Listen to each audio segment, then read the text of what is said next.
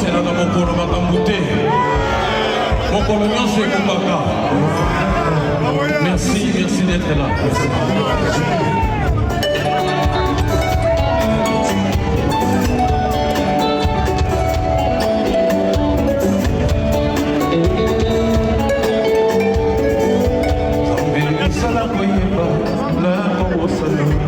Kasi biso bikela muna yo tokosanaka mingi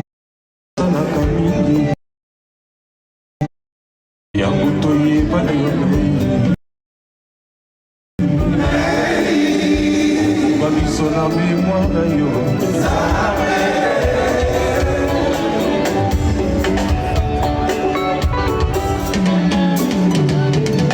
boto bayebi kosamba te avoka sambelaka ye oyo ayebi kolinga te akobinga nani biso toyeba ya yo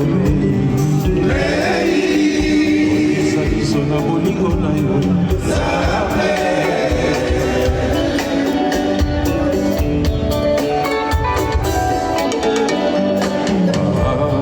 que ton royaume vienne, que ta volonté soit faite sur terre et que Jésus-Christ a été bisoto senga ayo plus que jamais to komina posa ko continuer plus que jamais to komina posa ko continuer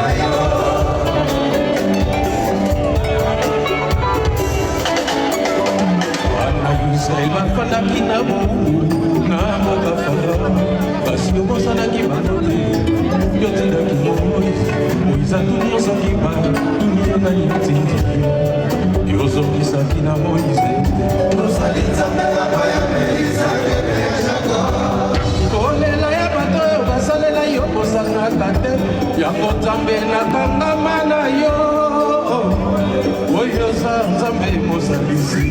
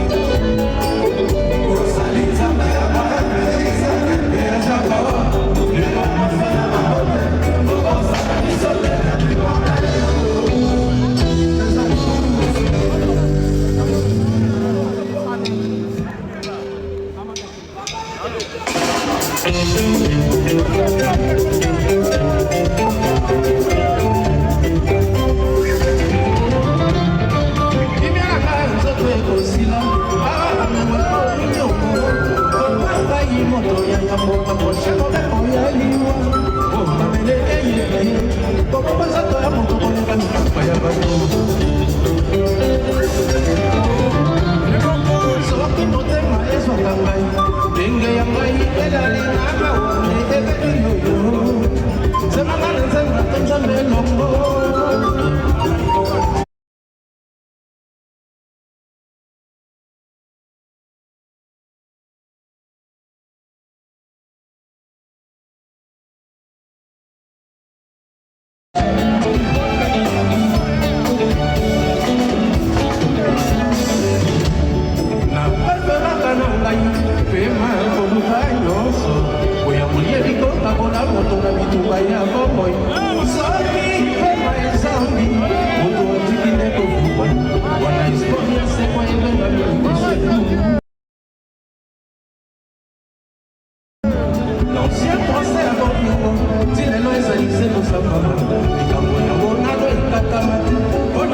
komona bona mase komona bona mase komona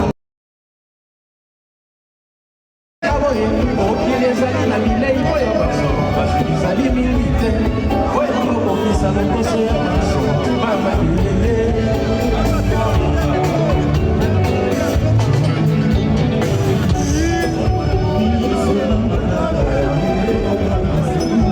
j'ai appris par cœur la souffrance et qu'on a battu à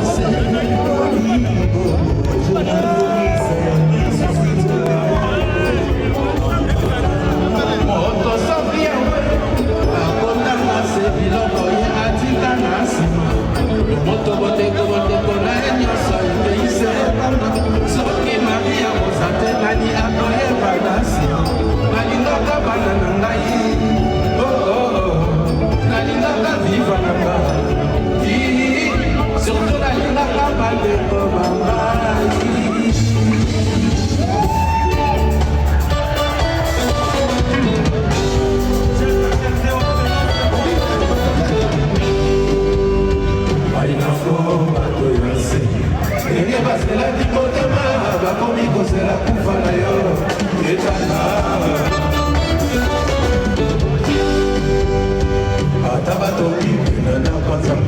bazali mosika na nzambe bakumisi biloko ya mokili kasi mozalisi nango lelo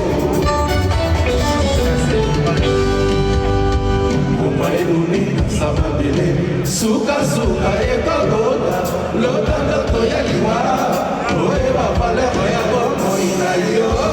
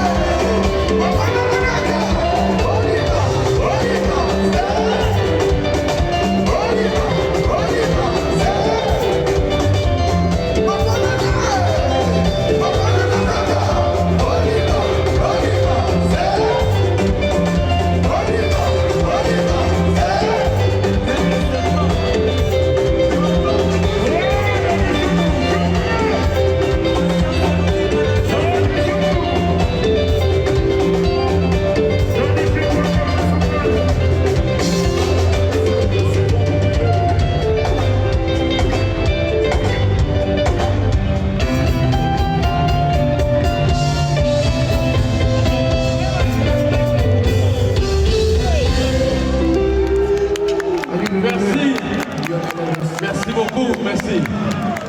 Sikawa, toujours bien maman Malio Sombo. Ils ont été. Maman Malio Sombo. Ça c'est quoi ça? Ça c'est quoi ça? Barobogo et Ate, centre-ville. Ouais.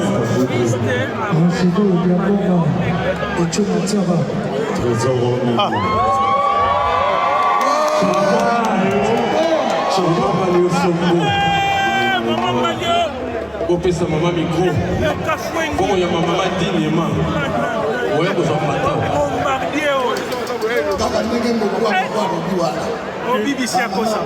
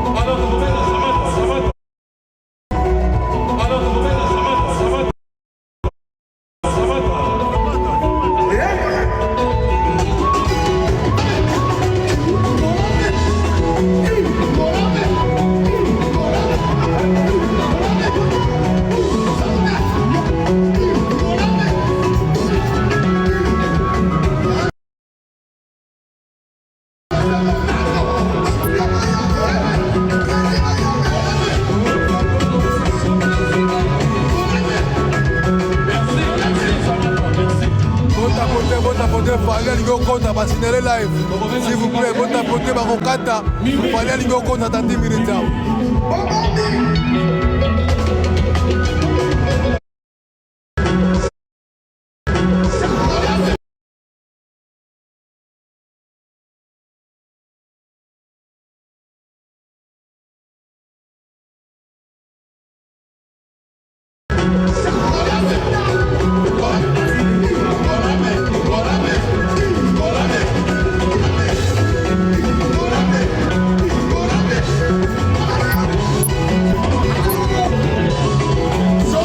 Bonjour, bonsoir.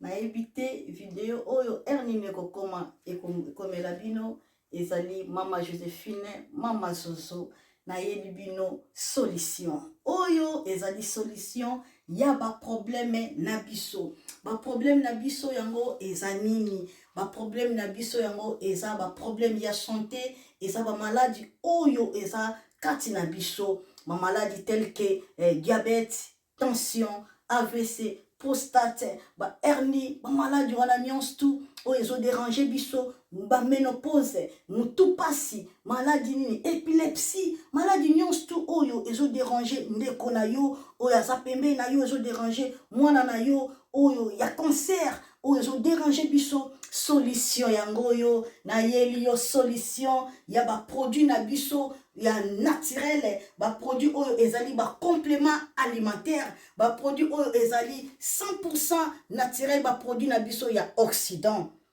Ndeko na nga na yeli yo ba produit oyo eza juste biloko kolia oyo tozo ko compléter na nzoto na biso. Pourquoi? Parce que monde entier, monde déjà pollué.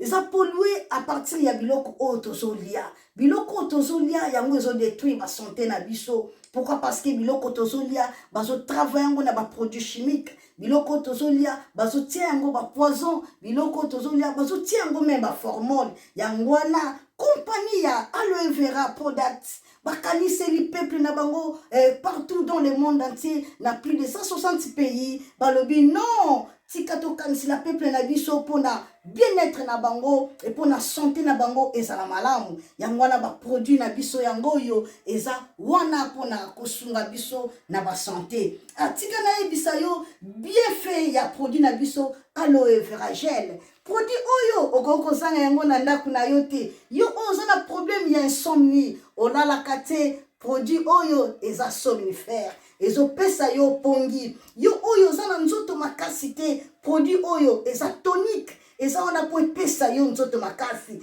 Yo oyo za na ba toxine na nzoto na yo. Produit oyo eza détoxifiant. Eza ko détoxifier nzoto na yo. Eza ko purifier makila na yo. Eza ko sukula ba veine na yo. Produit oyo eza na ba bienfait ebele. Produit oyo ko soigner pour l'estomac. Produit oyo ko soigner pour la constipation. Produit oyo eza produit moko eza ko sunga système immunitaire na biso. Yango wana ndeko yo ko zanga ba produit oyo te pour la santé na yo. Santé eza na prité. Santé eza na prité. Yango wana somba produit oyo soki omilingaka pe olingi libota na yo, olingi mobali na yo, olingi bana na yo, te okoko sanga produit oyo te. Yango na yo ko présenter yo produit ya aloe vera gel. Yango soko lingi kozwa yango lolenge nini? Contactez Mama Joséphine na plus 44 79 853